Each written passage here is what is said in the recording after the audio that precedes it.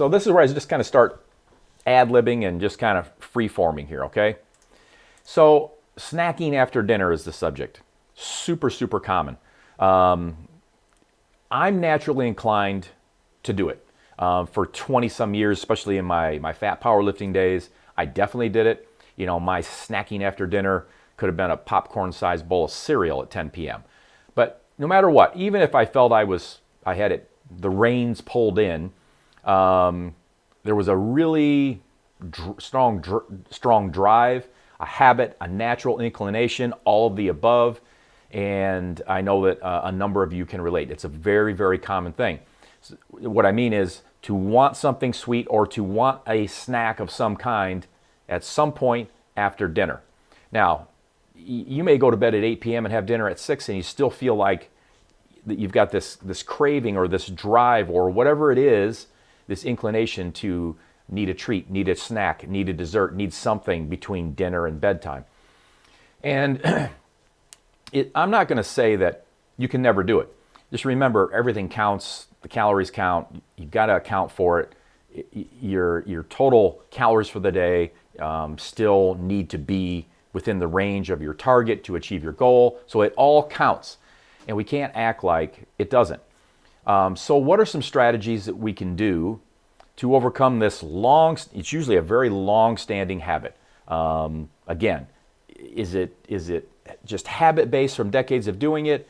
Is it nurturing? Is it nature? Is it DNA? You know, what is it? I don't know for sure. It's probably some of all of the above. It usually is. But what are we going to do about it? That's what matters the most. And so what are some things you can do? One, if possible, you can go to bed earlier. Okay? You can distract. Find something to distract instead of, going to the snack. The drive's going to be there. Be aware of it. Drink some water. See if that helps knock it down a bit. You can munch on.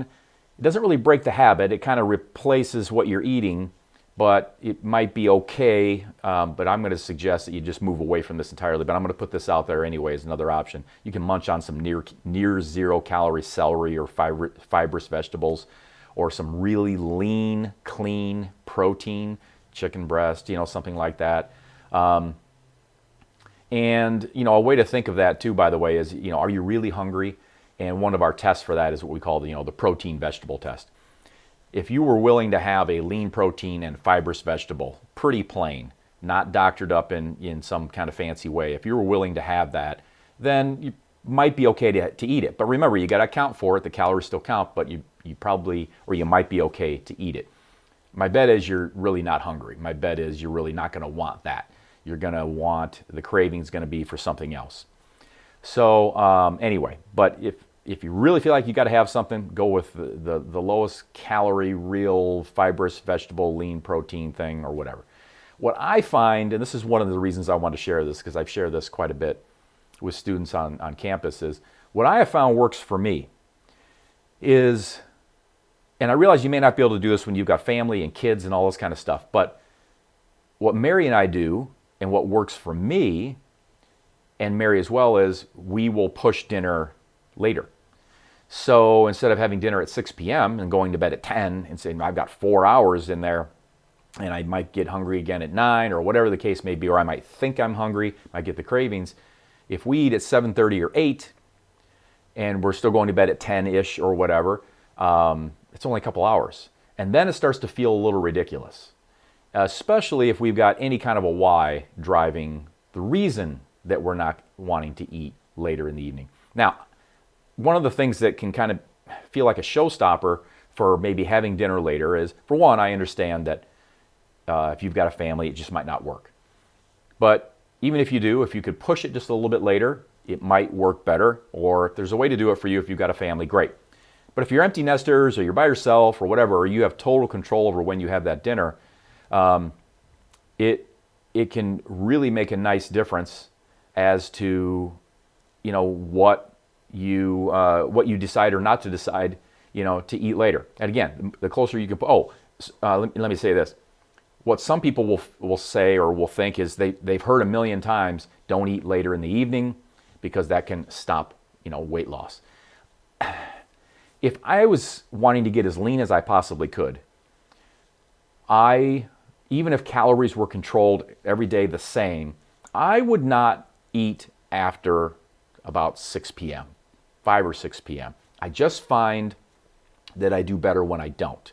Now, could I get super lean and eat at 7 or 8 p.m.? I'm sure I can. But I want to get it out of your head that you can't eat dinner, for example, at 8 p.m. because that stops weight loss, that stops fat loss. It's not going to. It's going to be total calories in 24 hours. Yes, eating later in the evening is not necessarily exactly the same as eating earlier in the day. There are hormonal differences. There are circadian rhythm differences that research has shown might make a slight tweaky difference, but I don't want you to get hung up on that. If you're having dinner at 6 and then also having a snack at 8 or whatever, but instead you push dinner to 7 or 8 or whatever, and you have no snack, I'm going to tell you that minute difference, if it is negative for eating later in the evening, is going to be better because you're not having an extra feeding, an extra snack.